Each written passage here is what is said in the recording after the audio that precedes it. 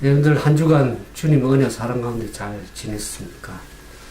한국에는 그 비가 와서 추석을 참 즐거운 추석이 돼야 되는데 아무쪼록 비가 와서 조금 유쾌하지는 못하지만 그러나 그 명절을 맞이해서 가족들과 함께 보내고 또 쉴 수 있는 그러한 기간이 돼서 참 우리가 기쁨으로 생활하기를 진정으로 바랍니다.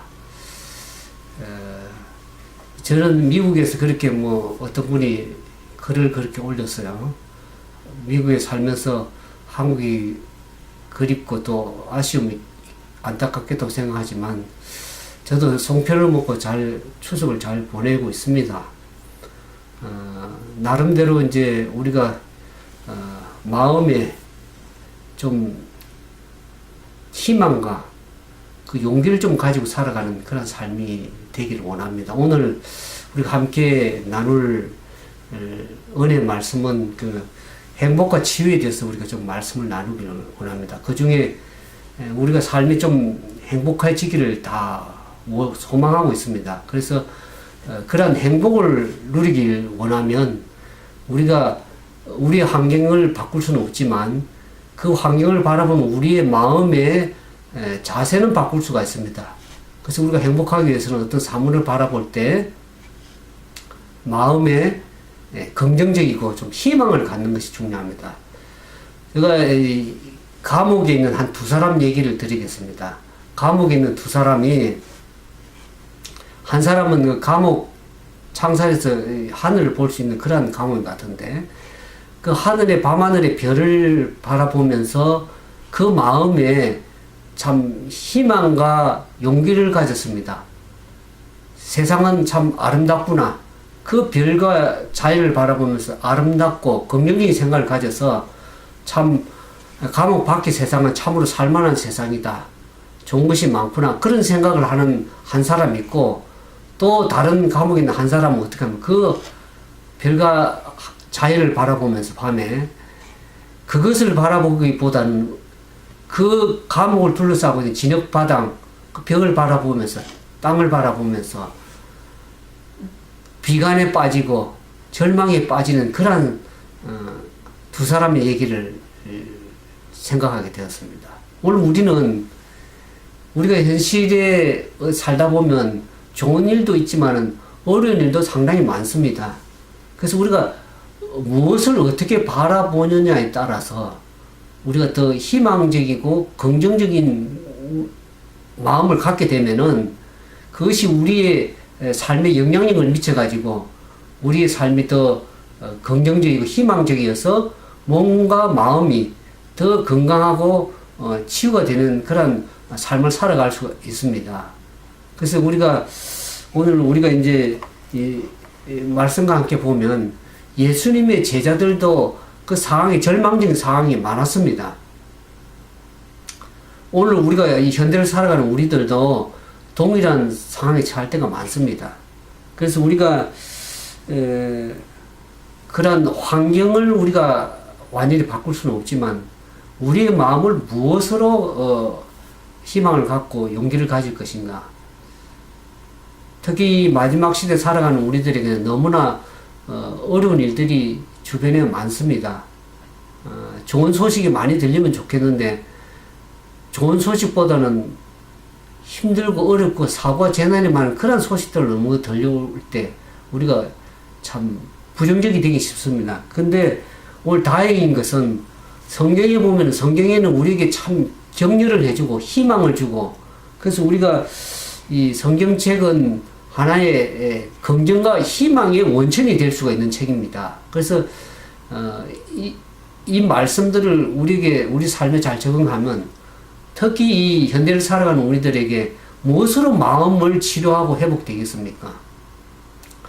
그 마음을 회복하고 치유할 수 있는 그 좋은 말씀이 오늘 우리가 말씀 속에서 찾아보기를 원합니다. 그래서 우리가 더욱더 우리의 삶이 행복해지고 즐겁고 유익하고 그러한 희망적인 삶이 되기를 진정으로 바라서 오늘 우리 함께 말씀을 나누길 원합니다. 그 첫 번째로 보면 우울증과 절망감에 대해 좀 말씀을 나누겠는데, 이 우울증은 오늘날 참, 저도 우울증에 대해서 강의를 했지만은, 우울증이 오늘날은 참 흔한 질환입니다. 뭐, 감기와 같다고 할 수 있죠. 근데, 우울증에 동반되는 그 슬픈 감정 때문에, 이전에 우리가 누려왔던 그 즐거운 일들, 그런 기쁨들이 소멸되어 버린 거, 사라진다는 것이죠.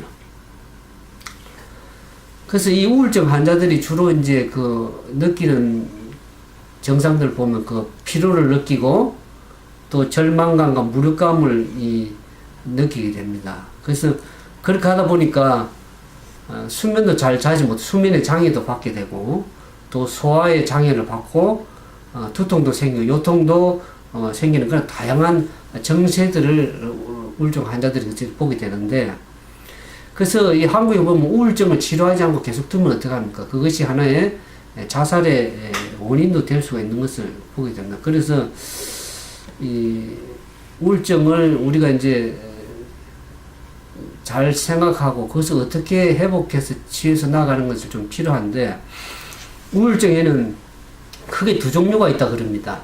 우리가 보통 이제 삶을 살아가면 여러 가지 이제 배우자가 죽을 수도 있고 또 여러 가지 사고도 당할 수 있고 또 질병도 겪을 수가 있고 또 직장을 잃을 수도 있죠. 또 실현도 당할 수도 있고, 그래서 그런 모든 주변에 삶에 살아가는 환경에서 오는 그런 요인들 때문에 유쾌하지 않은 그런 상황에서 나타나는 그런 우울증이 있을 수가 있습니다. 이런 정신은 누구나 한 번씩은 올 수 있는 얘기고, 또 이제 두 번째 보면 중추신경계의 그 화학적인 부작용으로 인해서 오는 우울증이 있습니다. 그거는 이제 주로 우리가 생각하는 것이 유전적인 질환이라고 이렇게 생각해 볼 수가 있는데, 아무튼 이 우울증은 누구든지 한 번쯤 겪을 수가 있는 것인데, 우리가 이런 어려움 속에 있는 사람들에 대해서 편견을 버리고 이해하고 용납하는 그런 마음을 좀 가져야 됩니다. 이것을 잘 극복하면 더 건강하고 정상적으로 충분히 살아갈 수가 있습니다. 그러니까 그것을 우리가 그냥 정신적인 질환이다 이렇게 취급하지 말고 잘 이해하고 그 사람들을 어떻게 회복하도록 잘 도와주는 일을 좀 우리가 해야 된다. 그런 생각이 들어집니다. 우리가 성경에도 보면 그런 우울증에 절망감에 휩쓸렸던 사람들을 보게 됩니다. 특별히 이제 그 성경의 유명한 다윗 얘기도 그렇고 엘리야 얘기도 그런데, 다윗은 굉장히 많은 시련을 겪었습니다. 그가 왕이 오를 수도 있었음에도 불구하고도 결국에 사울 왕에게 굉장히 쫓김받아서 목숨을 위태위태하면서 많은 어려움을 겪고 살아왔습니다. 그러다 보니까 여러 가지 어려움도 많았던 삶입니다. 그리고 또 그가 범죄함으로 인해서 상당히 또 어려움, 하나님께 회개하고 돌아왔지만 그런 어려움이 있었는데, 그럴 때 그 다윗은 하나님에 붙들면서 하나님 안에서 위로를 받고 소망을 받았습니다. 근데 이 엘리야도 보면, 엘리야도 어떻습니까? 우리가 열왕기상의 19장에 보는 것처럼 그가 아합이 자기 아내 이세벨에게 엘리야가 한 얘기를 들었죠. 여러 거짓 선지자들을 적결한 처분했다고 그 얘기를 이세벨이 했을 때 이세벨이 어떡합니까? 너도 그 중에 한 사람처럼 죽을 것이다. 그런 얘기를 할 때 그 용감했던 그 선지자도 엘리야도 어떻습니까? 자기 생명을 위해서 광야로 도망을 갔습니다. 생명을 위협을 느끼고. 그래서 광야에 가서 스스로 죽기를 원했죠. 하나님, 이제는 죽여주십시오. 내가 적당한 데 죽기를 원한다고 그렇게 하나님께 우울증에 치려 절망감에서 그런 고백을 한 것을 보게 됩니다. 그때 하나님께서 어떡합니까? 그에게 쉬게 하고 음식을 줬습니다. 그래서 우리가 좀 음식을 먹으면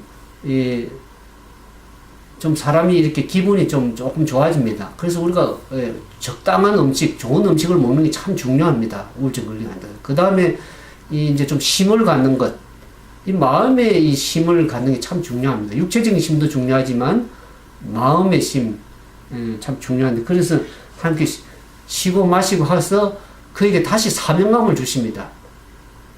그래서 그가 다시 회복되어서 일을 할 수 있도록 하나님께 자세하게 세밀한 음성으로 그에게 사명감을 주시고 그가 무엇을 어떻게 해야 될지를 함께 말씀해 주심으로 그가 용기를 갖고 다시금 하나님을 할 수 있는 그러한 회복되는, 영육과 회복된 그 일을 하게 되었습니다. 그래서 오늘 우리가 성경의 말씀을 보면서 하나님께서는 우리 각자 한 사람 한 사람에 익히 잘 알고 계십니다. 그래서 그 관심을 가지고 하나님께서 사랑을 가지고 그 영혼 한 사람 한 사람에게 회복되어서 용기를 주시고 격려하기를 하나님이 원하시는 겁니다. 여기 보니까 그런 말 있죠. 자아 희생을 요하는 일에 생애의 온 정력을 바치고 있는 자들은 낙담과 불신의 유혹을 받을 때에 엘리야의 경험에서 용기를 얻을 수 있다. 하나님의 사려 깊은 돌보심, 그분의 사랑과 그분의 능력은 특별히 그들이 열심히 오해를 받거나 잘못 평가되고 그들의 권과 책망이 멸시를 받고 계획을 위한 그들의 노력이 정오와 반대를 당하는 당신의 종들을 위하여 나타난다 그랬습니다. 원래 하나님의 일을 하는 사람들이 때때로 너무 일을 하다 보면 번아웃 돼가지고 기력이 다 빠질 때가 있습니다. 최선의 노력을 했음에도 불구하고 사람들에게 오히려 좋은 얘기를 듣기보다는 좋지 못한 얘기를 듣게 되고 또 권과 책망이 오히려 이렇게 어려움을 당하는, 멸시를 받게 되는 그런 경우를 봅니다. 그러나 하나님께서는 그와 같은 사람들에게 관심을 가지고 엘리야를 격려하고 엘리야를 용기를 주고 하나님의 사명을 준 그 하나님께서 오늘 그와 같은 우리들에게 용기를 주시고 사랑을 주시고 격려해서 다시금 세우시는 그런 회복의 지휘 하나님인 것을 인해서 우리가 감사를 드릴 수가 있는 것입니다. 그래서 여기 보니까 시편 40편 11절 이런 얘기가 있습니다. 다윗이 그와 같은 고백을 했습니다. 내 영혼아 내가 어찌하여 낭망하며 어찌하여 내 속에서 불안하여 하는고. 너는 내 하나님을 바라라. 나는 내 얼굴을 도우시는 내 하나님을 오히려 찬송하리로다. 저 이 말씀을 예전에 보면서 한국의 전직 대통령이 자결하는 그 모습을 옛날에 보면서 우리가 내 환경을 바라보면 절망적일 수도 있습니다. 낭망할 수 있습니다. 그러나 우리가 그 환경을 바꿀 수 없다 하더라도 내가 하나님을 진정으로 섬기고 하나님의 사랑과 은혜를 알았더라면 우리가 얼굴에 도우시는 그 하나님을 바라보면서 오히려 절망하고 불안하고 낙담하기보다는 오히려 내 얼굴을 도우신 하나님에 대해서 찬송하고 감사할 수 있지 않았나, 그런 참 생각을 하면서 우리가 말씀이 얼마나 우리에게 위로가 되고 용기가 되고 격려가 되는 것을 우리가 다시 한번 생각하기를 원합니다. 두 번째로 보면 오늘날 이 사람들이 이 긍정과 희망을 가져야 되는데 종종 우리가 너무 바쁘게 일정에 살다 보니까 그런 긍정과 희망이 자꾸 사라져 버리는, 묻혀버리는 그런 경우를 보게 됩니다. 우리가 이 세상 일에 또 살아가는 일에 너무 집중하다 보면은 우리가 이렇게 예수님과 관계를 점점 잃어버림으로 인해서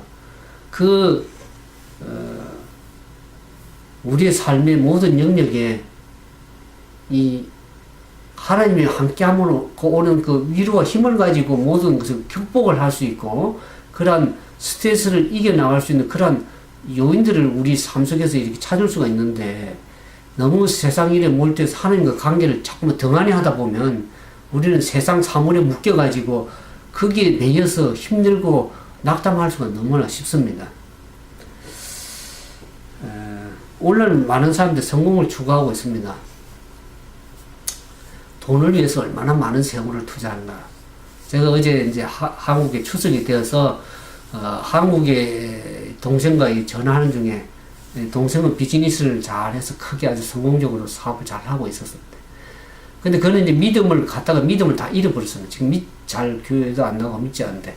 그러다 보니까 나한테 돈 얘기를 해요. 돈이 모든 것을 해결할 수 있는 것처럼 얘기를 하는데, 물론 그것이 돈이 우리에게 필요하고 많은 것들을 가져다 주지만은 돈이 전부가 아니라는 것을 제가 얘기를 했습니다.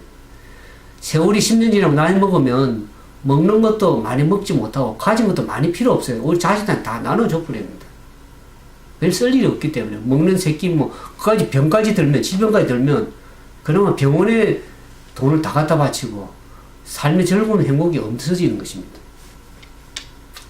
오늘 우리가 무엇을 위해서 진정으로 추구하고 사는가? 돈만을 위해서 살아가는가? 돈이 다 행복을 주는 것인가? 성경에 그런 얘기가 있습니다. 누가복음 21장 얘기 나오지만 누가복음 12장 21절에 이 농부가 자기가 먹고 살만했으면 이제 농사를 잘 되어서 곡간을 크게 짓고 늘리고 이제 좀 먹고 살만하다고 이렇게 생각할 때 하나님께 뭐라면 그 생명을 취해버리면 그 가지고 있는 모든 소유가 누구시 되겠느냐, 이게. 다 자기 게 아닙니다, 그게. 하나님께서는 그런 것을 관리로 맡겨주신 것이지 자기가 영원히 가져갈 수 있는 것이 아니잖아요. 근데 사람들은 그것이 모든 것이 내 것이고 내가 다 영원히 누릴 수 있는 것이라고 착각하고 살아가는 것입니다. 그래서 하나님께서 자기를 위해서 재물을 쌓아두고 하나님께 대해 부여치 못한 자가 이와 같이 어리석다고 얘기를 하는 것입니다. 어리석은 자여, 그 생명을 취하면 그 가진 것이 누구 것이 되겠느냐는 것을 좀 의미심장하게 우리에게 질문을 하고 있습니다. 그리고 이제 이 성경에 보면 누가복음 10장에 그 마르다 얘기가 나옵니다. 마르다가 예수님을 대접하기 위해서 부엌에서 얼마나 열심히 일하는데, 마리아는 예수님 발 앞에서 예수님의 말씀만 듣고 있으니까 답답한 거야. 그래서 예수님 좀, 동생이 좀 뭐라고 말 좀 해주세요. 그게 예수님께 뭐라 그럽니까? 마르다야, 내가 여러 일에 분주하지만은 한 가지만 하든지 몇 가지만 하든지 한 가지만 족하다. 우리 마리아는 더 좋은 것을 택했다 그랬습니다.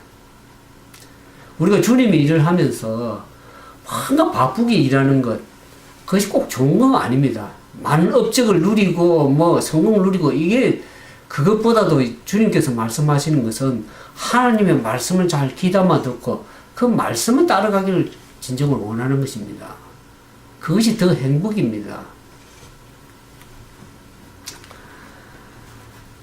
무엇이 더 중요한지, 예수님과의 관계가 중요한 것인지, 내가 일만 막 하는 것이 중요한 것인지, 우리가 하나님과 진정한 산 관계를 바르게 유지하지 못하면 신앙생활도 그렇게 유익한 것이 아니고 즐거운 것이 아닐 수가 있습니다.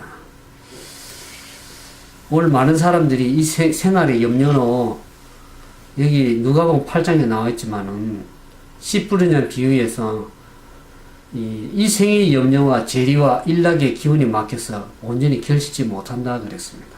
먹고 사는 일에 너무 삶의 생의 염려와 근심으로 너무 묶여 있어서, 또 우리의 삶이 그렇죠. 가정의 필요를 채워야 되고 자녀를 교육시켜야 되고 생계를 유지하기 위해서 온통 세상의 근심을 가지고 살아가는 삶이 되었습니다. 그러나 우리가 예수님과의 관계를 심화하려면은 잘 하나님의 관계를 바르게 유지하면, 이와 같은 하나님과 바른 관계 속에서 있음으로 말미암아서 어떻습니까? 모든 부분들이 긍정적으로 마음에 작용돼서 그 모든 어려움들을 잘 극복해 나갈 수 있는, 오히려 긍정적 희망적 관점으로 삶을 누려갈 수 있다는 것입니다. 현실에 보는 눈, 그것에 너무 매여가지고 살아가면 그게 우리를 계속 행복하게 해줄 것 같지만 싱그러같이 행복하게 못합니다. 우리가 주님과의 올바른 관계 속에서, 말씀 안에서 주님과 희망의 관계에서 더 바른 관계를 지속해 나가면 그것이 우리 마음속에 긍정적이고 희망을 작용을 주어서 그 많은 삶의 어려움과 이런 생의 염려들을 물리치고 긍정적 희망을 가지고 삶을 바르게 살아갈 수 있다는 것이죠. 오늘 그것을 잃어버리고 살아가는 사람들이 얼마나 많은지 알 길이 없습니다. 누가복음 21장 34절에 너희는 스스로 조심하라. 그렇지 않으면 방탕함과 술 취함과 생활의 염려로 마음이 둔하여지고 뜻밖의 그날이 득과 같이 너희에게 임하리라.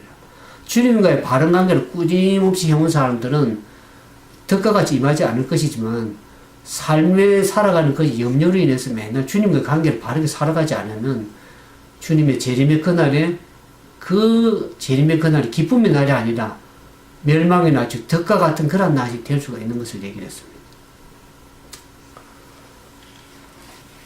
여기 디자이오 에이즈 313편 이런 말씀이 있습니다. 우리는 날마다 그리스도를 따라가야 한다. 하나님께서 내일을 위한 도움을 주지 않으신다. 하나님께서는 당신의 자녀들에게 인생의 행위된 모든 지시를 한꺼번에 주지 아니하신다. 그 까닭은 그들이 혼란하게 되지 않도록 하시기 위함이다. 하나님께서는 그들이 기억하고 실행할 수 있는 만큼의 말씀을 해주신다. 주어진 능력과 지혜는 현재의 위기를 위한 것이다. 하나님께서 많은 것을 많이 준다 그래도 우리가 기억을 못하고 그것을 다 혼란스럽고 실천을 못합니다. 그래서 매일매일에 우리에게 필요한 양식을 주시고 또 우리가 우리의 삶을 살아가면서 그것을 잘 극복할 수 있는 위기를 극복할 수 있는 힘과 능력을 주님께서 매일매일 주십니다. 그래서 우리가 날마다 주님과의 상관계 안에서 말씀과 기도로 주님과 잘 교제해 나가면 그것이 우리의 큰 힘이 되고 그것을 극복할 수 있고 어려움일 때 극복하고 또 우리가 매일 살아가는 그 삶의 희망차고 긍정과 같이 희망적으로 이렇게 살아갈 수 있다고 하나님께서 용기를 주시기를 원하시는 것입니다. 오늘 많은 사람들이 세속적인 성공만을 추구하고 삶의 염려로 열심히 살아가는 삶이 열심히 살아가는 건 참 중요한 일입니다만 우리가 무엇을 추구하고 무엇이 의미가 있는지 삶의 의미가 무엇인지 진정한 가치가 무엇인지도 바라볼 줄 알면서 살아가는 삶 그게 참 중요한 삶이다 그렇게 생각이 들어집니다. 이제 세 번째 소절 보면 항상 기뻐하라는 말씀을 가지고 우리 한번 생각해 보려고 원합니다. 원래 행복과 치유에 대해서 말씀을 하는데 우리의 삶이 이제 좀 기쁘게 살아가기를 원하는데 삶이 항상 우리를 기쁘게 하지 못하는 그런 요소들이 참 많습니다. 제가 인생을 살아가면서 우리 인간은 너무나 연약하다 이런 생각이 참 들어집니다. 여러분들 삶은 어떻습니까? 건강이 무너지기도 쉽고 경제적인 것, 또 자잘한 여러 가지 마음에 어려움을 주는 일들이 사람 관계 속에도 있을 수도 있고, 사람 속에 상처를 받은 사람들도 많고, 그래서 우리는 너무나 연약함에 노출되어 있습니다. 그래서 하나님께서 왜 우리에게 좋은 환경만 줘서 그런지, 그 원인이 정말 이제 그 근본적인 원인은 죄로 말미암아서 이뤄온 것인데, 왜 우리 삶이 이렇게 연약하게 만들어놨을까? 생각하면서 그 연약함을 통해서 오히려 하나님을 더 의지하고 더 기도하고 하나님과의 올바른 관계를 해 나가기를 하나님 원하시는 거라는 것을 알게 됐습니다. 우리가 이스라엘 백성들이 우리 과거 출애굽에 말씀드렸지만 하나님께서 좋은 길로 그냥 가나안을 한꺼번에 확 좋은 길로 보내면 얼마나 우리 생각이 좋겠습니까? 근데 그 광야에서 힘든 광야 속에서 어려운 과정 속에서 어디로까지도 인도합니까? 홍해까지도 인도하십니다. 뒤에는 애굽의 군사가 쫓아오고 앞에는 홍해가 열려 있어서 뒤로 물러가지도 못하고 앞으로 전진하기도 힘든 그런 위기 속에서 이스라엘 백성들 이끌어갈 하나님을 보면서 그 왜 그렇게 했는가 제가 말씀을 드렸습니다. 왜 그렇습니까? 왜 그렇게 하나님께서 좋지 않은 환경으로도 인도하십니까? 그때는 내 힘을 의지할 수도 없고 모든 것을 무엇에게도 의지할 수 없는 상황에 이르러올 때 우리는 하나님만 바라볼 수밖에 없는 상황이 있습니다. 하나님께서 홍해의 길을 여시는 분이십니다. 하나님께서 전적으로 하나님을 의지하기를 원하는 그러한 상황으로 몰고 가십니다. 주님만을 전적으로 의지하고 신뢰하고 나아감으로써 하나님을 의지하고 하나님을 관계를 바르게 유지하기를 하나님 원하셔서 그렇게 하시는 뜻이 있습니다. 여기 이제 데살로니가 전서 5장 16절 17절에 보면 우리가 잘 잊게 하는 말씀이죠. 항상 기뻐하라, 쉬지 말고 기도하라. 그런 말씀을 오늘 우리에게 명령하시는데, 30년 전에 이런 말씀, 어떤 상황 속에서도 하나님을 찬양하라는 내용의 글이 쏟아져 나온 적이 있었다. 어떤 상황 속에서 하나님을 찬양하라. 참 동기는 좋죠. 좋은 말씀이죠. 어떤 상황 속에서도 하나님을 찬양할 수 있으면 참 좋습니다. 좋은데, 근데 그 글 때문에 어떤 사람들은 죄책감을 느끼는 사람들이 시달려 온 사람들이 있습니다. 왜냐하면 자기가 지금 배우자 중에 누가 가족 중에 사망을 하고 또 어려운 손실을 당하고 재난을 당하고 장애를 겪고 분노를 겪고 있는 사람들이 이 시련의 시기에 기쁨과 행복감을 잊기가 참 시련 때문에 잊기가 쉽습니다. 그래서 자칫 남들이 보기에는 주님께 신실하지 못한 믿음이 없는 그리스도인가 이렇게 생각이 들지만 믿음이 없어서 그런 것이 아니고 우리는 환경이 연약하기 때문에 그런 시련과 위기가 올 때 절망하고 항상 기뻐할 수 없는 상황일 때가 많습니다. 그래서 우리가 모든 상황에서 항상 즐거워하는 그 말씀을 우리가 어떻게 받아들입니까? 예수님도 항상 기쁨하지 않았습니다. 예수님도 이 마태복음 26장에 보면 겟세마네 동산에서 기도하시면서 십자가를 앞두고 어떡합니까? 내 마음이 심히 고민하여 죽게 되었으니 너희는 깨어 있으라 그랬습니다. 제자들에게. 그 나가서 기도하시는 피땀 흘려서 기도하시는 그 모습도 있고 또 친구 나사로가 죽었을 때 어떡합니까? 예수님께서 눈물을 흘리고 우셨습니다. 우리가 이제 그렇다고 해서 예수님을 비난할 수 있습니까? 항상 기뻐하지 않았다고. 그런 것이 아니라 우리의 마음의 자세가 그런 위기 속에 있다 할지라도 항상 마음의 자세는 어떻습니까? 늘 주님과 동행하면서 마음의 기쁨의 자세, 기쁨을 잃지 않는 그런 자세를 갖는 것이 참 중요한 것입니다. 그러나 우리가 이 모든 삶을 살아가면서 고통과 비교 가운데서도 우리는 여전히 기쁨과 긍정의 이유를 찾을 수가 있는 것입니다. 그것이 말씀이 있기 때문에 그렇습니다. 우리가 우리를 낙심하게 하고 절망하게 하는 그러한 상황들, 그런 걱정과 염려들이 오늘 있지만은 그것은 일시적으로 지나가는 것들이다. 일시적인 것이라는 것을 말씀을 우리가 생각해야 되고 그것이 그런 상황이 온 것이 우리가 하나님께서 우리에게 준 것이 아님을 우리가 생각하면서 우리가 우리를 위로하시고 우리에게 희망을 주시고 우리의 삶에 용기를 주시기를 원하시는 그래서 당신의 자녀들이 좀 더 행복된 삶을 살기를 원하시는 하나님의 그 마음, 그 사랑의 마음, 그 또 그렇게 위로하시는